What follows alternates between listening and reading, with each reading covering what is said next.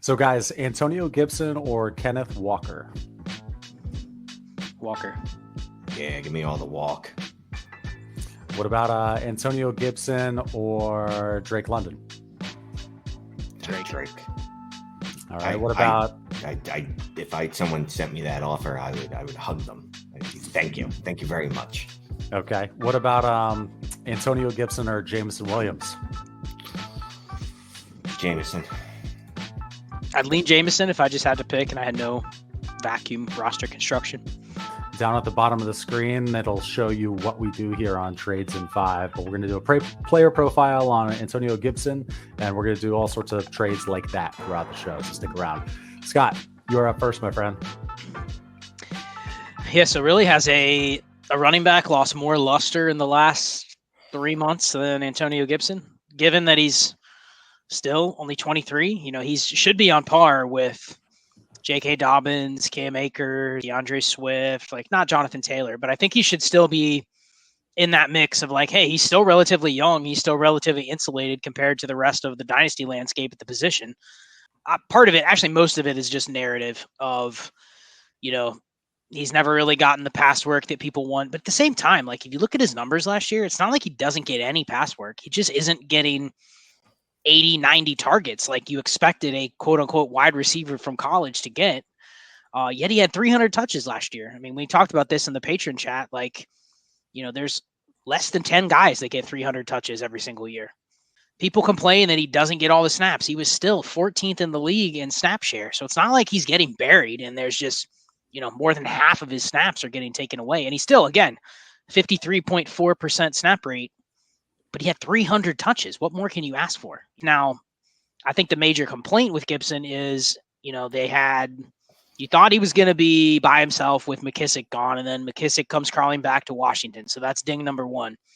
I think ding number two is he does have kind of a narrative that he's injury prone / not built for the role that he had last year. I don't think anyone believed all of a sudden he was going to become a workhorse grinder in the NFL within his second year to where it's let's just run him up the middle constantly. I think people hoped it would go the other way and he'd be more like a Aaron Jones, Alvin Kamara type usage player where he's getting 70, 80, 90 targets and not as many carries.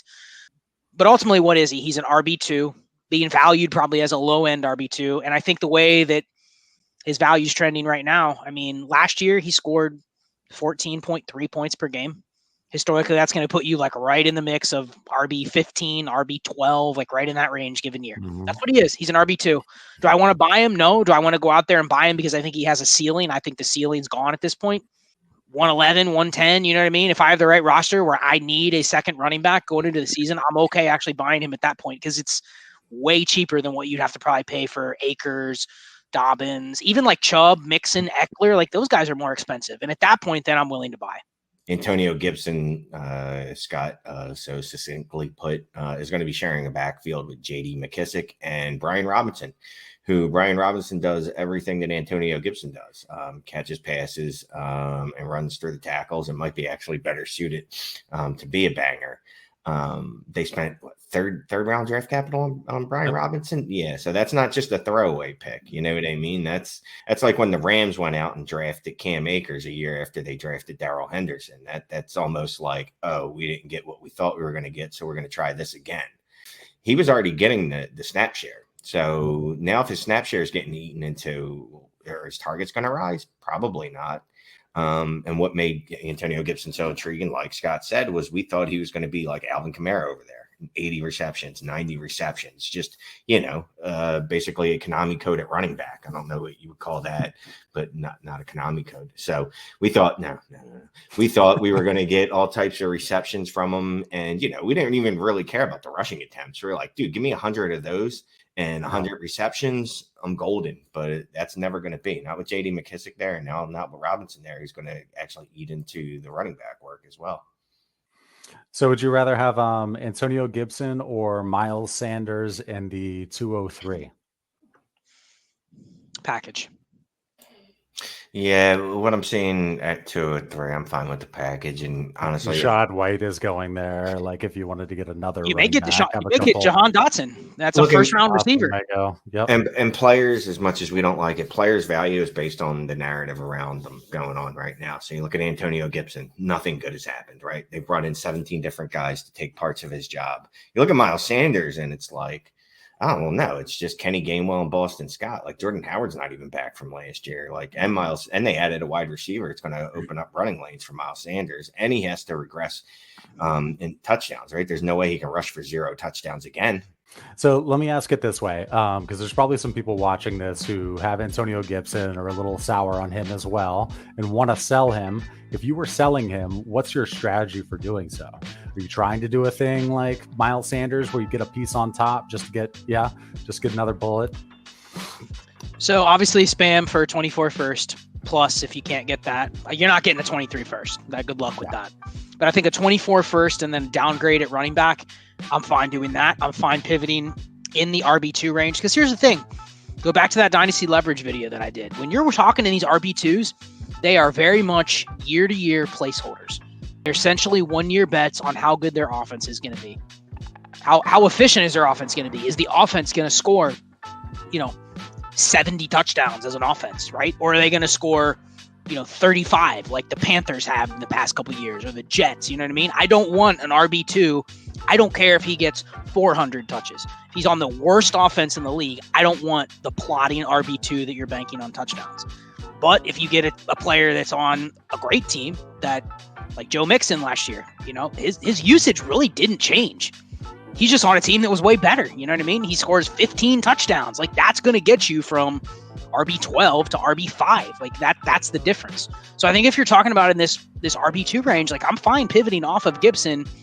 Now you're probably going to have to go down to an uncomfortable range, but like honestly, what is the difference between Antonio Gibson and Elijah Mitchell plus, or Antonio Gibson and Ezekiel Elliott?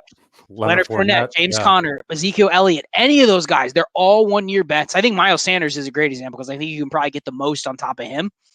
But like honestly, would you be shocked if Miles Sanders is RB20? No. So I think that's the move if you can't get the. Other than that, I'm good going for a 24 first, and I'll go down even a tier lower. Give me. I mean, people are going to scoff at this, but give me like Chase Edmonds or Damian Harris or somebody like that. You know what I mean? Like literally all you need is a couple things to break right, and they're an RB2. So there's a big gap here, and I'm fine pivoting off of Gibson, but I want to get the 2-for-1.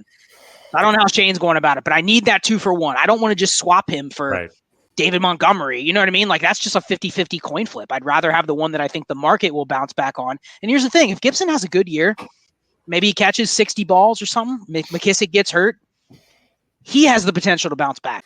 So conversely, if I'm sure there are people watching this who are like, Gibby's a buy. If you were trying to buy Gibson, what would your strategy be? Do you like to try to give a placeholder kind of threshold wide receiver for a guy like Gibson, as opposed to giving a pick? Would you rather give a replaceable wide receiver? If you were buying, how would you do it? So yeah, find that tier, and for that tier, for me, the first name that comes to mind is Cortland Sutton. What about Mike Williams? I just saw that trade. Yeah. If I can get rid of Mike Williams for Antonio Gibson, I'll do that. I mean, I immediately in my head went to Amari Cooper, and I think he's kind of in the same range. But I mean, honestly, Sutton, Mike Williams, Amari Cooper, they all have potential to have a very good season where you could say, man, I wish I had one of those guys because they're wide receiver, 15 or something like that. I'd rather have that over running back 20. Just generally the way that I play, like I'm probably going to want to hoard as many of those receivers as I can get. I actually think a better way to approach it would be just generally the way that, because I think if you go with somebody like Cortland Sutton or Mike Williams or Amari Cooper, they've kind of leveled off from like a market standpoint where I'm not sure that manager is going to be interested, even if they think one of those guys is going to have like a top 24 year. I don't know if they're interested in giving up the running back straight up for the receiver. Right. I actually think you're better off looking at some receivers that are younger, but maybe don't have that efficiency boost possible. Like I think you could probably get him for Brandon Ayuk or Chase Claypool or someone like that that's younger, but it's like really they're only being valued higher than those other guys that I talked about, or at least in the same range because they're younger. They're 23, 24, but yet in 2 years, they could literally be like where Mike Williams has been, where we're still going into year 5 going like, okay, he's only had one good season. You know what I mean? So I think you want to go with a younger guy. Like, I think you can probably shoot with that. And I'm okay actually giving up like Darnell Mooney or Amon-Ra St. Brown or someone like that and adding like a second if I need to get the if I want to get the running back instead of giving up like a higher end guy that has, I think, a legitimate, like Amari Cooper, I think has a ceiling with Deshaun Watson. You know what I mean? He could be a top 15 receiver. I don't know if a guy with Justin Fields or Jared Goff can be anything more than a wide receiver 2, like low end at the very best. So I think I'd rather shoot in that range. Okay. So how about this? So let's say you're in the draft, right? And it's at, end of the second, early third. And there's some running backs still sitting out there, like Zamir White, maybe Isaiah Spiller still out there. Would you trade Antonio Gibson for Zamir White and a 24 first? Yes. Yeah, and I think you got to be at the very high end of the kind of like second or third tier running back. So probably after James Cook, after Rashad White. I've seen a couple drafts where like after those two go, it's Jalen Tolbert, Wan'Dale Robinson, David Bell, Alec Pierce, John Mechie, Trey McBride. Like it's a bunch of non-running backs because I think people see that once you hit like that breaking point at receiver, like you really don't want to take any others, and they know they're going to be able to take. I've had a couple of drafts where I've done that same thing where I'll take one of those receivers because I'm like, man, I have 3 third-round picks.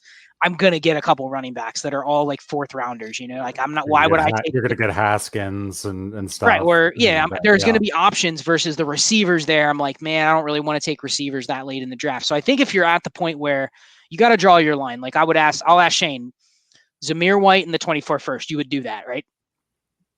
Isaiah Spiller. Yes. Damian Pierce. Yes. Yes.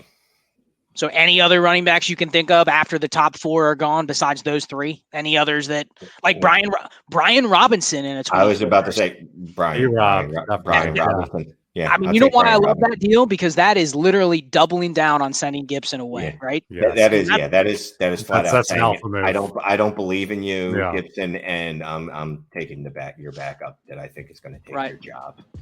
Yeah. I mean, that's the kind of move where it takes a lot of kind of stones to make that move on the clock. But like the ROI on a trade like that, if it goes your way, I mean, listen, part of the deal, if that deal goes your way, what happens? It's Gibson dropped off and it screwed the guy that just traded for him. And it probably helps that 24 first that you got. And you probably got a running back that's just as good. So I love those kind of moves. That's always the way I'm thinking with a guy like Gibson. All right. As always, if you've made it this far, thank you for watching. Hit that subscribe if we earn your business. Hit that like if you haven't already. And we will see you soon.